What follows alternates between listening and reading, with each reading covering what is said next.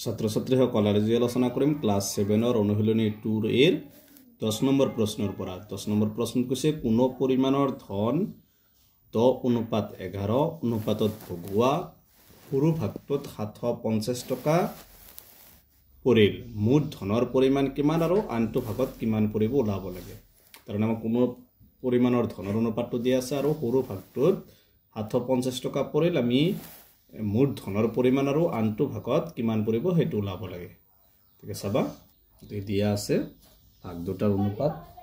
10:11 সৰু ভাগটোত ধনৰ পৰিমাণ কিমান পৰিছিল 750 টকা এতেকে অনুপাতটোত জড়িত থকা সংখ্যাকেইটাৰ যোগফল অনুপাতত জড়িত সংখ্যাকেইটা কি আছে 10 আৰু 11 দুটা যোগ কৰিলে কিমান হ'ব 21 এতেকে এতিয়া আমি লিখিম এতিয়া সৰু ভাগটোত ধনৰ পৰিমাণ কিমান পৰিছিল 750 পূৰণ অনুপাতটোত জড়িত থকা সংখ্যাকেইটাৰ যোগফল পূৰণ ভাগ দুটাৰ অনুপাত লিখিবা অনুপাতত থাকিলে এটো ভগ্নাংশত লিখিলে আমি ওপৰত 10 হ'ব তলত হ'ব এটা সমান চিন হ'ব 10 হ'ব তলত 11 হ'ব পূৰণ এটোত আমি পূৰণ আমি কি লিখব লাগিব যে মুঠ ধনৰ পৰিমাণ এটা আমাক ওলাব দিছে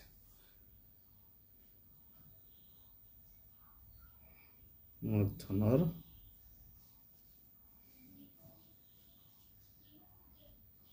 পৰিমাণ 750 এটো আমাক দিয়া আছে সৰু ভাগত পৰিছে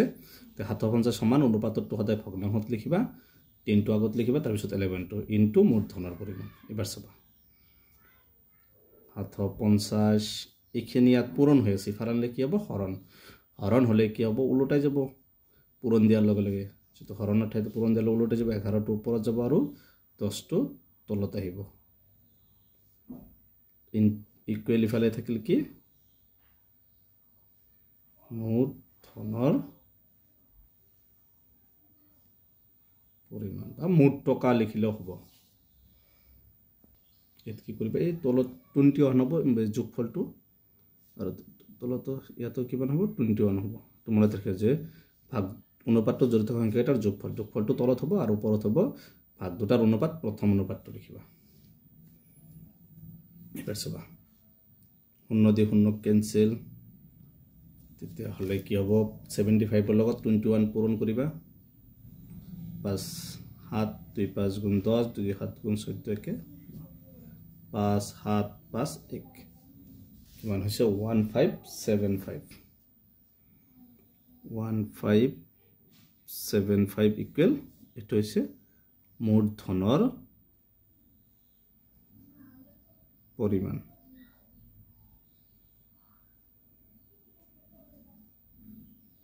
মুঠ ধনৰ পৰিমাণ এইখিনি পাইছো আমি কি মুঠ ধনৰ পৰিমাণ এবাৰ আমি উঠাব লাগিব আচ্ছা আনটো ভাগত কিমান পৰিব আমাক ইয়া দিয়া আছে সৰু ভাগটোত পৰিছিল কিমান 750 টকা গতিকে লিখিম এতেকে আনটো ভাগত পৰিব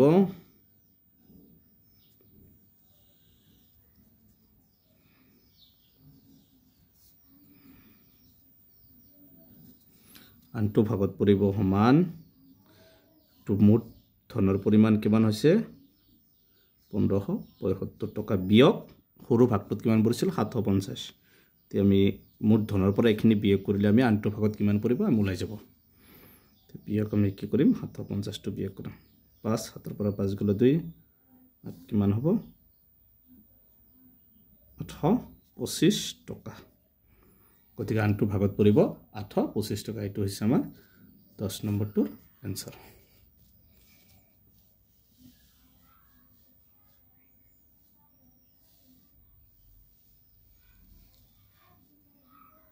এঘাৰ নম্বৰ প্ৰশ্নটো এটা ত্ৰিভুজৰ কোন তিনিটাৰ মাপৰ অনুপাত দিয়া আছে 4:12:29 হলে কোন তিনিটাৰ মাপ নিৰ্ণয় কৰা আমাক এটা ত্ৰিভুজৰ তিনিটা কোণৰ মাপৰ অনুপাত দিয়া আছে আমিটো তিনিটা কোণৰ মাপটো নিৰ্ণয় কৰিব লাগে গতিকে আমি ধৰি লৈছো ধৰা হল এটা ত্ৰিভুজৰ তিনিটা কোণৰ মাপ এটা দিয়া আছে আমাৰ অনুপাতত দিয়া আছে এটা কি প্ৰথমটো 4 গতিকে এটো ধৰিম 4x x2 ধৰিম অনুপাতত দিয়া আছে আৰু এটা দিয়া আছে কি 12 দিয়া আছে 12x আৰু এটা দিয়া আছে 29x তাৰমানে আমি তিনিটা লগত কি ধৰি লৈছো x ধৰি লৈছো বলে কি আমি জানো যে আমি জানো যে কি ত্ৰিভুজৰ তিনিটা কোণৰ যোগফল কিমান 180 ডিগ্ৰী গতিকে ত্ৰিভুজৰ এই তিনিটা আমি যোগ কৰিম 4x + 12x + 29x ইকুৱেল ত্ৰিভুজৰ তিনিটা কোণৰ যোগফল 180 ডিগ্ৰী যোগ কৰি দিয়া 12 4 16 16 লগত 29 যোগ কৰিলে কিমান হ'ব 45x ইকুৱেল 180 ডিগ্ৰী এবাৰ x টো ৰাখিবা 45 টো x ৰ লগত একো নাই মানে পূৰণ হৈ আছে ইফালে নিলে কি হ'ব হৰণ ফালে আছে 180 ডিগ্ৰী পাছে দি যাব 5 9 গুণ 45 15 3 বাকি 5 6 গুণ 30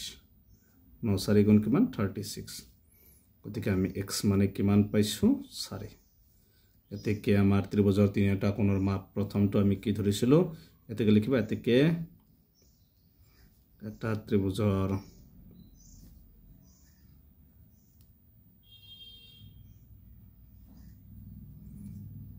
তিনিটা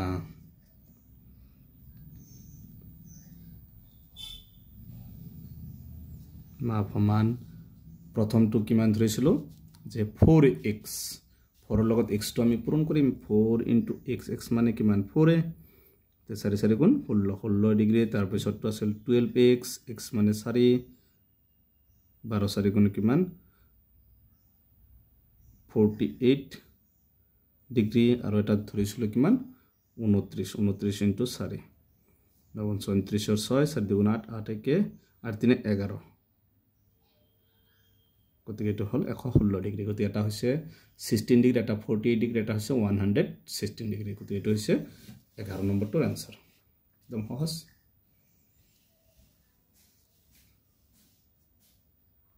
12 নম্বৰটো দিছে এটা আয়তৰ দিগ আৰু প্ৰস্থৰ অনুপাত দি আছে 9:7 যদি আয়তৰ প্ৰস্থ 378 সেন্টিমিটাৰ তেন্তে তাৰ পৰিসীমা লো আমাক এটা আয়তৰ দিগ আৰু প্ৰস্থৰ অনুপাত দি আছে আকৌ আয়তৰ প্ৰস্থ দি আছে আয়তৰ পৰিসীমা লব লাগে ইয়াৰ আগত আমি প্ৰস্থ দি আছে আমি দিগটো লাই লব লাগিব কাৰণ আমি আয়তৰ পৰিসীমাৰ সূত্ৰটো হৈছে 2 পূৰণ দিগ যোগ প্ৰস্থ তো দিগটো দিয়া নাই গতিকে প্ৰথমে আমি কি কৰিম আয়তৰ দিগ ওলাই লম সব দি আছে এটা আয়তৰ দিগ আৰু প্ৰস্থৰ অনুপাত 9:7 আৰু আয়তৰ প্ৰস্থ দি আছে 378 সেন্টিমিটাৰ থেকে আয়তৰ আমি দিগ ওলাই লম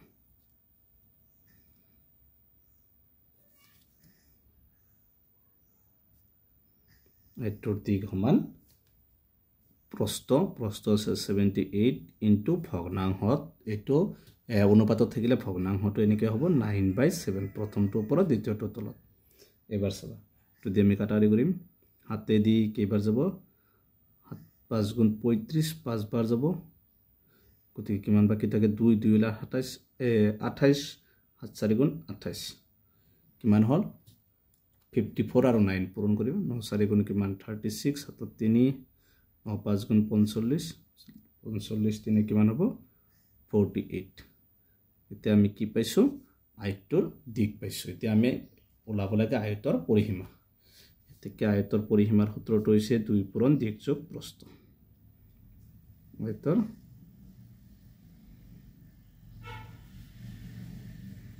পৰিসীমা সমান 2 পূৰণ